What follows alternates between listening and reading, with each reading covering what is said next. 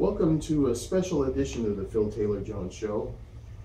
Today our focus is going to be calling on all Americans to unite. You know, when I think of our armed forces, who we should be in a great gratitude of debt for their countless sacrifices that they're making each and every day, and even those who have paid the ultimate sacrifice in giving up their lives in service to this country, I think of the many arsenals of weaponry that they have to fight the common enemy. And they get the job done. We here in America have a common enemy. It's our own government. From oh bastard right on down to the minutest of governmental muckety-muck, they've shown time and time again that they cannot be trusted and that they don't warrant our loyalty or even our liking. I can't stand them. And I know many of you out there feel the same as I do. You see, I've always been the type that has been outspoken, never been one afraid to speak out. And it is today, and for that reason, I make this video. Also, a good friend asked me to do this, and a promise made, a promise kept. You know, thinking back and looking at these governmental muckety-mucks, there's one thing that you have to think of. 100% of them love their soft, cushy jobs. Where else in the world can you get a high-paying job where you can go and screw people over and beg for more money because of it and get it? So they love that. Now, to those few selected group that are out there that really mean what they say, that are really out there every day honestly working for the good of the people, good on you. But there are far too many that aren't. And so that's why we need to unite. No matter the color, no matter the creed, no matter the nationality. If you are a true American, if you are a native-born son and you love this country, we need to unite. We need to stick together. We need to take it to the streets. Social media, the very thing I'm doing, making videos, getting on a computer, getting on a telephone, getting on a tablet, getting on a cell phone to get to these people. Blow up their phone lines. Let them know that you are not pleased with what they're doing. Let them know that you won't be, voting for them or having them elected next term. Scare them. Get them up off that thing. Let them know that you mean business. We need to push for, demand that every voter that steps into that voting box is not only registered properly, but has the proper identification to let the voting people there know that they're registered and that they're the proper person voting, that they are an American citizen. You see, that's how this old bastard got back in there. He didn't win the election. He got back in there because he manipulated and he schemed. And that's why we are stuck with this bastard. So, as I've said before in other shows, it's time that we wake up as a people and scrutinize each and every one of these creeps that attempts to go toward a governmental office, whether it be the office of president or the office of councilman in your local city or state.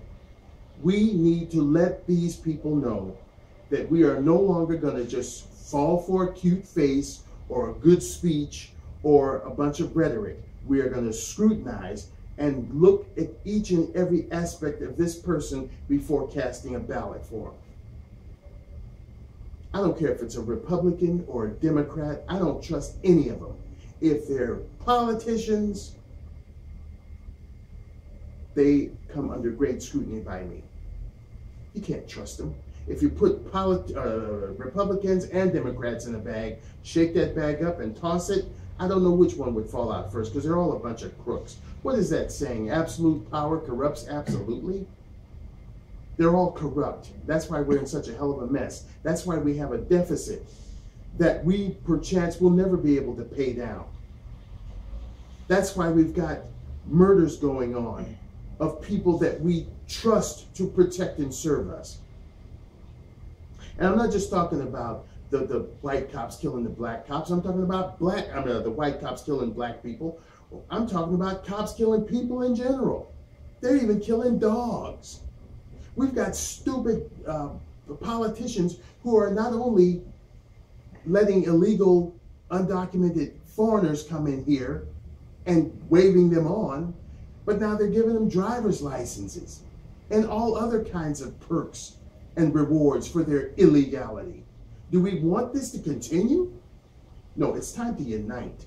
It's time to let these bastards know that you're not going to take this anymore. If for anything less or minute as not voting for them and putting them back into these cushy, soft jobs they have. Oh yes, they love them. They get chauffeurs, they get cars, they get every bloody thing they want. What they live on, or what we live on yearly, they live on daily, eating in the finest of restaurants, living in the poshest of hotels when they go to these various places that they go for supposed political agenda. And just look back at what presidents do before they even pick up a pen to sign a bill or to take care of any kind of political business. They party, and they party hardy. Inaugural balls, where the president's wife wears a $300,000 or $400,000 dress. He's decked out in a $150,000 tux, and they party and drink and drug and whatever. I'd like to see a president go in there and say, look, no party. I didn't come here to party. I came here to work. I came here to put this country back on its feet and pick it up off its ass. And if you like the job that I've done at the end of 4 years, then we'll have a party. When everybody has a job, when there are no homeless people, when all of our veterans that have come home a lot less than they did when they left to go to war are taken care of. When everybody has 3 square meals a day on their tables, when the children can have a good education, when every Social Security recipient that is an American citizen that has paid into the system has a proper way and a proper form of life, then we'll party. But I'm not coming in here partying on your dime. I'd like to see a president do that. Would you like to see a president do that? We need to have a civil board of citizens to check up on these bastards, to check their hand each and every time they do something. And I say there should be a system of checks and balances in this way. Just as when you get a brand new job, you're there on a probational situation. If you can't cut that job in the first year of having it, you're gone. I should say that should be implemented for presidents and any other of these governmental muckety-mucks.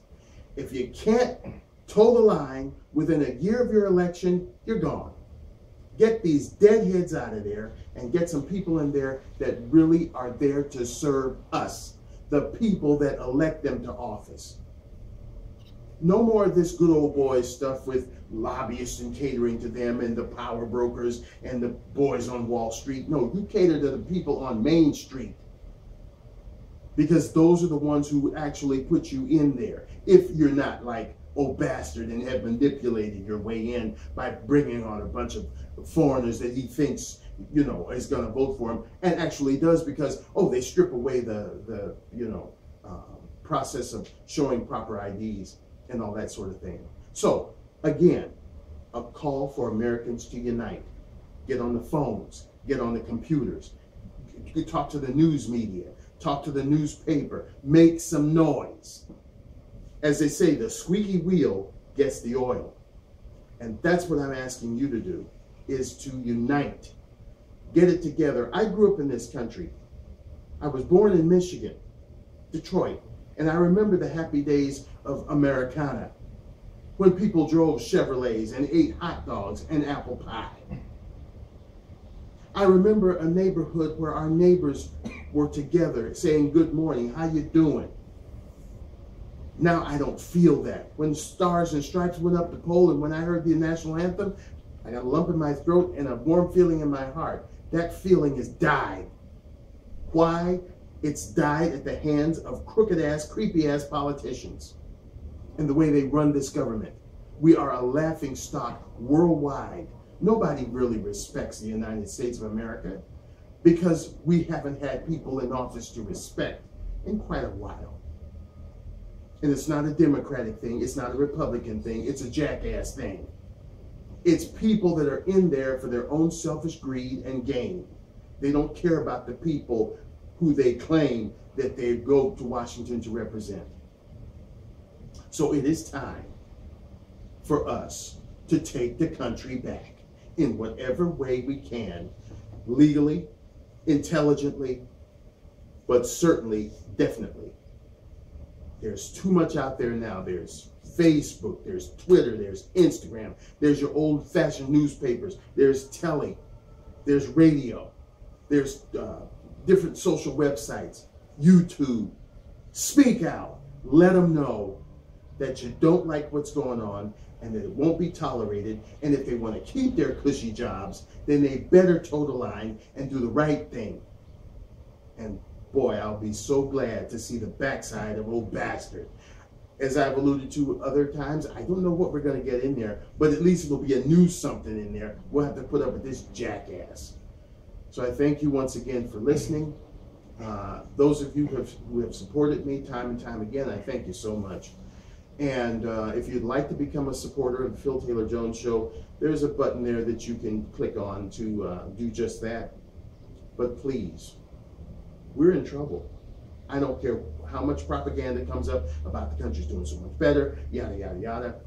If you go out in the streets of your neighborhood and you see homeless people out there, you see that things aren't going right. If your dollar isn't going as far as it did, say, 2 years ago, then we're in a mess.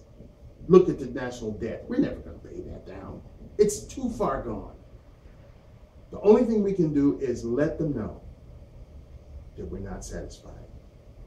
Americans, unite. We'll see you next time on the Phil Taylor Jones Show. Thank you.